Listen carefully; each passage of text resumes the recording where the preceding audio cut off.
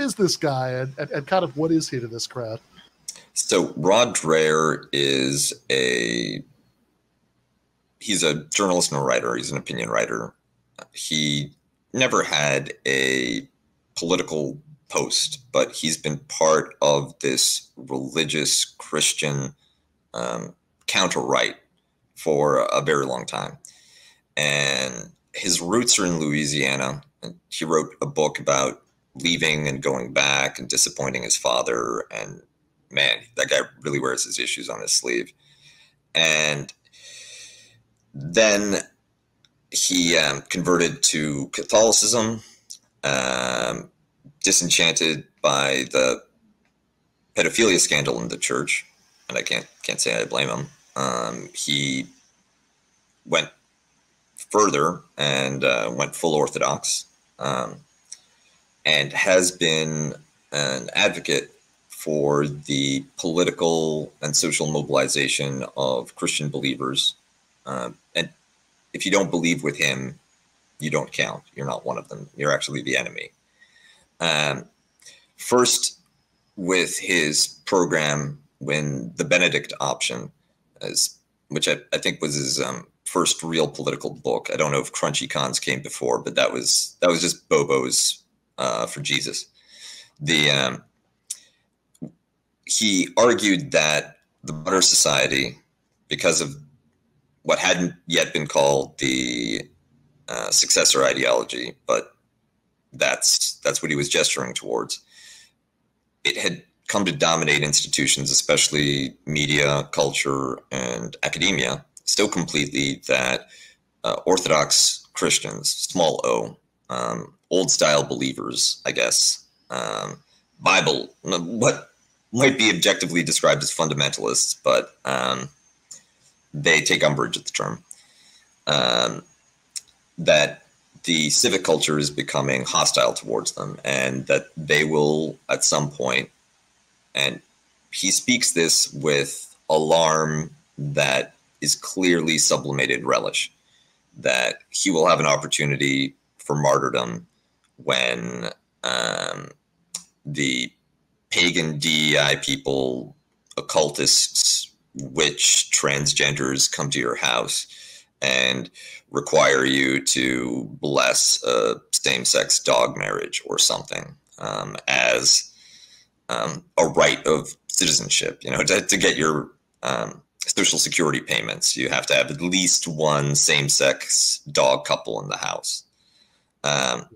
So he's convinced that any move where Christians cannot, in complete security, free from consequence, condemn and deny LGBTQ people patronage or civic recognition or access to services or resources that they control, say, whether it's a soup kitchen or an adoption service, then that represents the triumph of the force of Satan over not just Christianity, but since Christianity is the only path to truth and the way, what could be called human civilization or the light of reason.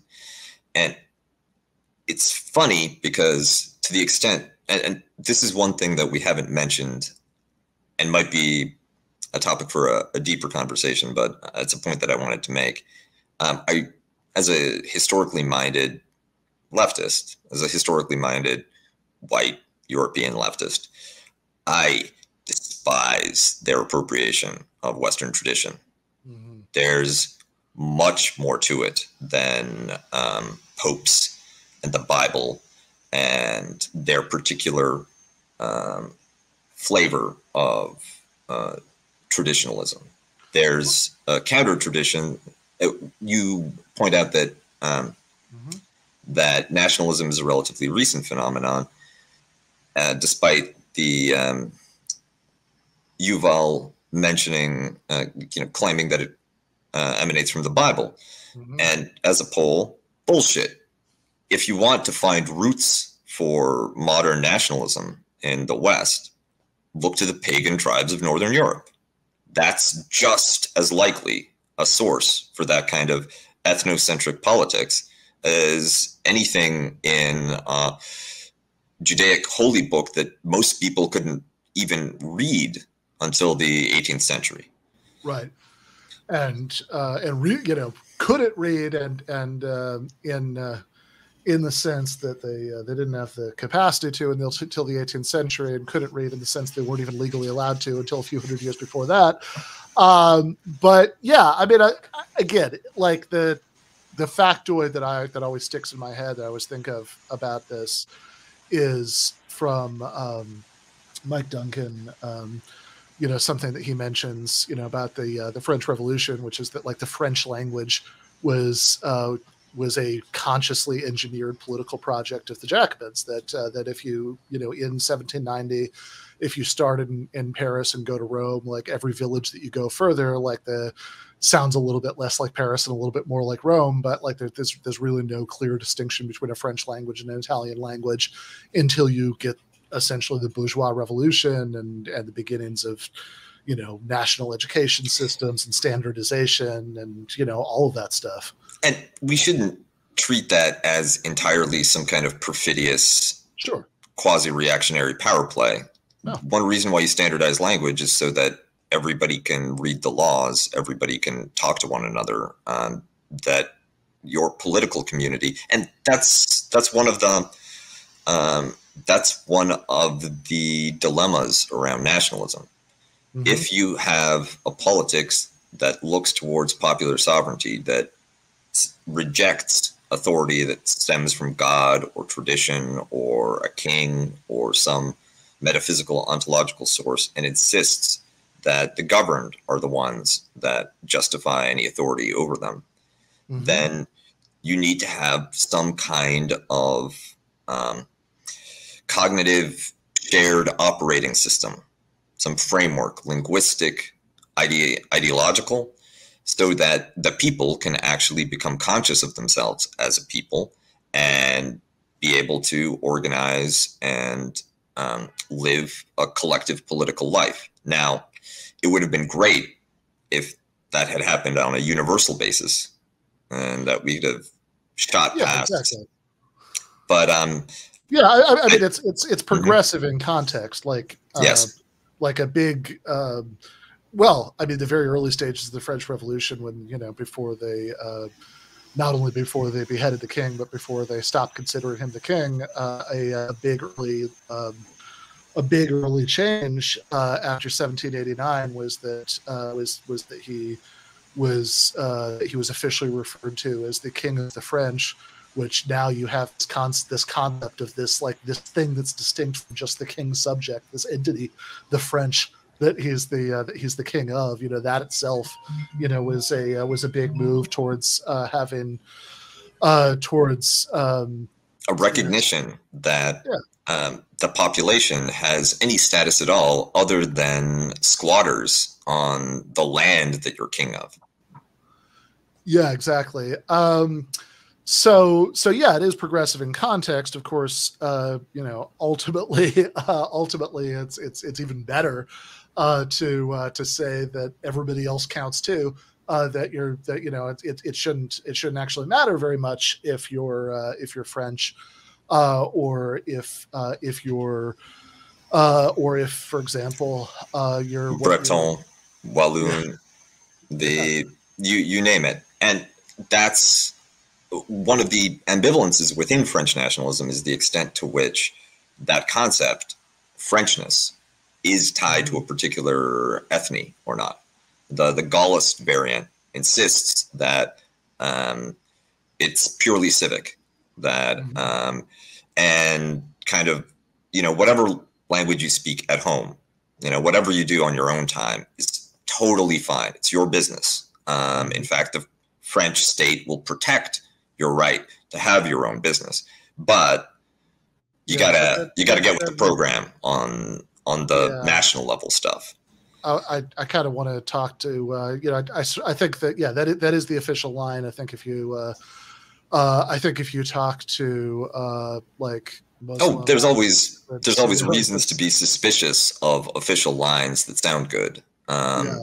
And in this case, I think there's quite a lot of reason to be suspicious of it, But again, the problem is that it's not, But the problem in this case is mostly that it's just not implemented fully, fully enough, and ultimately it doesn't give way to something more expansive than that. But I did want to just say on this. We're gonna have Matt on in a few minutes, and actually before we start talking mill with him, I want to talk to him about an article that he just wrote about Alexander Dugin, and I think that there's something that Dugin said that I thought was really interesting, and it would be good actually to hear you. Talk a little bit about the politics of all of these guys relative to the current, quasi-apocalyptic power struggle in Europe. Because, this is also something that came up in my exchange with Hizoni that, look, he wants to talk about the war in Iraq and blame it on liberalism. I don't think liberalism did that, but regardless, if we're going to talk about the sort of, utilitarian good or bad consequences of political ideologies, if we're going to talk about nationalism, could we maybe talk about the invasion of Ukraine, which seems like an obvious recent, bitter fruit of that, and one that poses this threat to human civilization right now, given the superpower tensions that have risen because of that. But there's something that Dugin said. He did this debate with Bernard Henri Lévy, where he was very weirdly explicit about this kind of postmodern relativism about values. That basically his line to Henri Lévy was,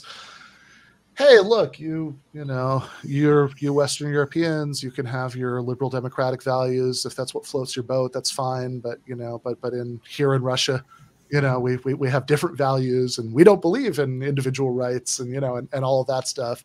So there is this sort of weird connection between something that is almost like this strange horseshoe between the dumbest possible version of anti-imperialism and this kind of ultra-reactionary nationalism.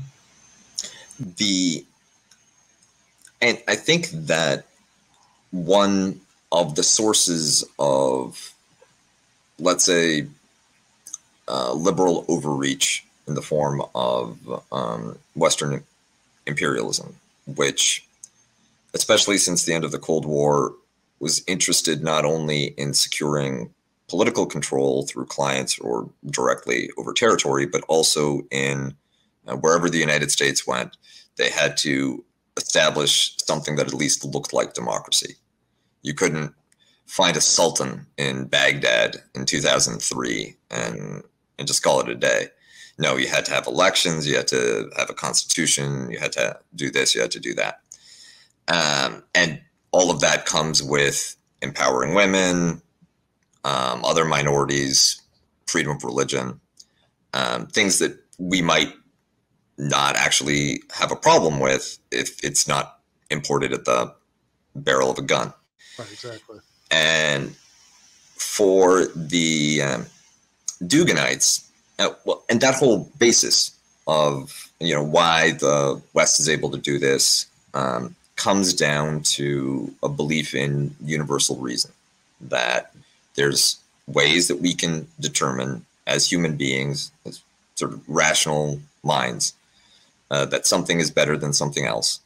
Mm-hmm. And if we are going to change politics or society, if we happen to wield power, then it is obligatory for the sake of the people that are being ruled to take the program that makes the most rational sense. And because they're people that you're ruling, if you explain it to them, mm-hmm. they'll get it.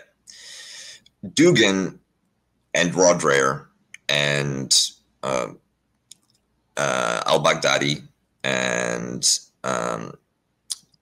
people on the far right, whether nationalists, whether religious fundamentalists, beholden to other types of mystical ideologies, They believe that human reason is simply by itself insufficient to get you there, that there's a divine dispensation in the world, whether it comes from the metaphysics of blood and belonging, right? Your ancestors were members of the right tribe or race, or whether it comes through the benevolent dispensation of the one true God. Pick your flavor of deity, but that's the truth, and you don't get at it rationally. So there's no point arguing with liberals or socialists or atheists, because there's a fundamental blindness in them. Where does this blindness come from? It's funny because if before Rod Dreher made it respectable, then the best you could get as an explanation was, look, God does not intend for everyone to be saved. God does not grant the wisdom to see the truth to everyone. He blinds some eyes. So there you go. That's atheists. With Rod, it's like, no, demons. It's demons. There's demons out there. They're in your head. They're eating away at the good part of you because you're a bad person. And we either got to get the demons out, or we got to kill you before you let the demons spread.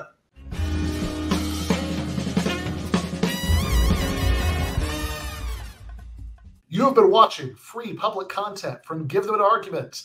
To access every single episode of the show, the main show on Monday nights, all of the streams, all of the debate breakdowns, all of the patron-exclusive post-games on Monday nights, all of the patron-exclusive bonus episodes every week, and much, much more, go to patreon.com/Ben Burgis. I cannot resist ending this with, don't be foolish.